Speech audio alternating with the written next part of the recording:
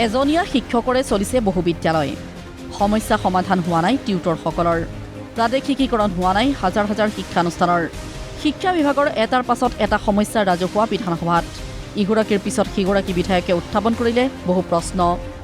এই এমেণ্ডমেণ্টটো আমি নতুনকৈ আকৌ এবাৰ এমেণ্ডমেণ্ট কৰি, কাৰণ তেওঁলোক দীৰ্ঘদিনৰ অভিজ্ঞতা, এই শিক্ষকসকলৰ দীৰ্ঘদিনৰ অভিজ্ঞতা আছে।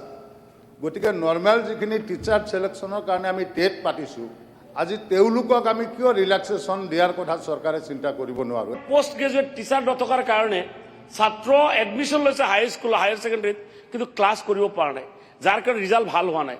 তেখেতে কৈছে যে আমাৰ ক্লাছ চলি আছে। মই মাননীয় মন্ত্ৰী মহোদয়ক মই এটা অনুৰোধ কৰিম যে আপুনি এই ক্ষেত্ৰত এটা গুৰুত্ব দিয়ক। আপোনাৰ ডিপাৰ্টমেণ্টটো হ'ল আপোনাৰ দেশ গঢ়া ডিপাৰ্টমেণ্ট, ভৱিষ্যত প্ৰজন্ম গঢ়া ডিপাৰ্টমেণ্ট। আৰু এটা এটা প্ৰশ্নৰ উত্তৰ দি যুক্তিসহ শিক্ষামন্ত্ৰী ডঃ ৰণোজ পেগুৱে কৰিলে কেইবাটাও ডাঙৰ ঘোষণা। চলিত অধিৱেশনতেই বিধানসভাত উত্থাপন হ'ব নতুন ছাৰ্ভিচ ৰুল।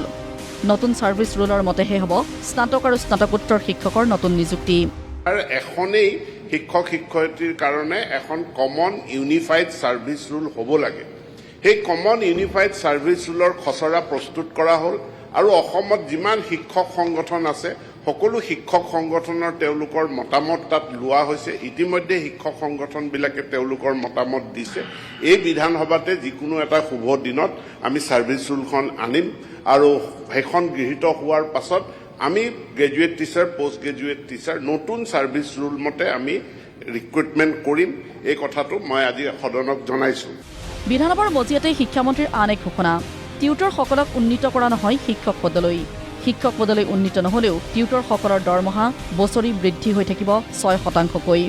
টিউটৰসকলৰ ক্ষেত্ৰত যিহেতু আমাৰ শিক্ষা ব্যৱস্থা এতিয়া national council of teacher education NCTৰ দ্বাৰা ৰেগুলেটেড। গতিকে NCTৰ নৰ্মছ যেতিয়া ফুলফিল নহয় আমি তেওঁলোকক শিক্ষক হিচাপে নিয়োজিত কৰিব নোৱাৰোঁ।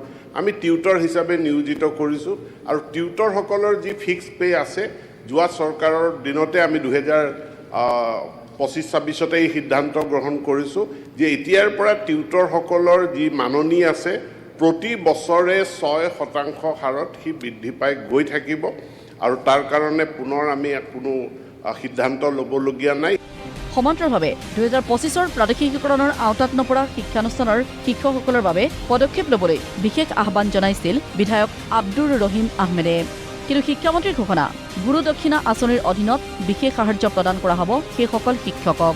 শিক্ষক শিক্ষয়িত্ৰীসকলৰ কথা, যিসকলক ড্ৰপ টিচাৰ বুলি কয়, এইটো বিবেচনা কৰি আমাৰ পূৰ্বৰ বিত্তমন্ত্ৰীয়ে ঘোষণা কৰিছিল যে তেওঁলোকৰ কাৰণে এটা এককালীন এটা সাহায্য দিয়াৰ কাৰণে এখন আঁচনি অনা হ'ব আৰু গুৰু দক্ষিণা বুলি এখন আঁচনি লোৱা হ'ব।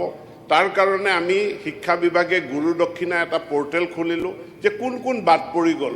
17 চনৰ আইন মতে 21 চনৰ প্ৰভিন্সিয়েলাইজেশ্যনত যিসকল প্ৰভিন্সিয়েলাইজ হ'ব নোৱাৰিলে বা আনকি 13 চনতো যিসকল প্ৰভিন্সিয়েলাইজ হ'ব নোৱাৰিলে তেওঁলোকক এটা এককালীন সকাহ দিয়াৰ কাৰণে অসম চৰকাৰে গুৰু দক্ষিণা নামৰ এটা আঁচনি আনি গুৰু দক্ষিণা পৰ্টেল আমি মুকলি কৰিলোঁ আৰু আজি মই পবিত্ৰ সদনক জনাওঁ যে 15,000 আবেদন আমাৰ গুৰু দক্ষিণা পৰ্টেলত আহিছে।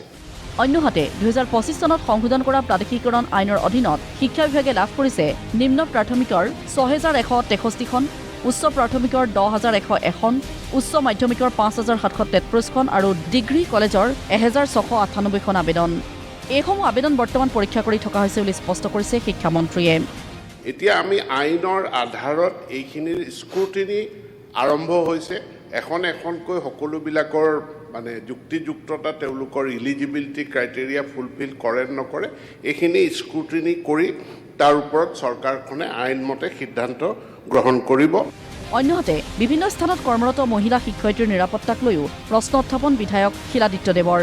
আৰু এই ক্ষেত্ৰত তেনে শিক্ষয়িত্ৰীৰ বদলিৰ বিষয়টো সম্পূৰ্ণৰূপে জিলা আয়ুক্তৰ কৰ্তৃত্বৰ ভিতৰত পৰে বুলি স্পষ্ট কৰিছে শিক্ষামন্ত্ৰী ডঃ ৰণোজ পেগুৱে। বহিৰ্জিলাত কাম কৰাৰ যিটো শিক্ষকসকলৰ সময় নিৰ্ধাৰণ কৰি দিয়া আছিলে যে 10 বছৰ থাকিবই লাগিব, তাৰ সংশোধন কৰি মহিলাৰ ক্ষেত্ৰত 5 বছৰ কৰা হৈছে, পুৰুষৰ ক্ষেত্ৰত 7 বছৰ কৰা হৈছে আৰু সেই আইনৰ ব্যৱস্থা অনুযায়ী এতিয়া স্ক্ৰুটিনি হ'ব। যিসকল এলিজিবল তেওঁলোকে ট্ৰেন্সফাৰ পাব। বাকী বিধায়ক গৰাকীয়ে যি কথা কৈছে, ক'ৰবাত যদি কোনো ইমাৰ্জেঞ্চি চিটুৱেশ্যন হয়, জীৱনৰ প্ৰতি ভাবুকি আহে, নিৰাপত্তাৰ প্ৰতি ভাবুকি আহে, এই আইনখনে জিলা আয়ুক্তক পূৰ্ণ ক্ষমতা দিছে যে তেখেতক বদলীকৰণ কৰা, বেলেগ এখন স্কুললৈ স্থানান্তৰিত কৰাৰ কাৰণে জিলা আয়ুক্তই সিদ্ধান্ত গ্ৰহণ কৰিব পাৰে, তেৱেই ট্ৰেন্সফাৰ কৰিব পাৰে। পাৰ্থপ্ৰতিম বৰুৱাৰ ৰিপৰ্ট, প্ৰতিদিন টাইম।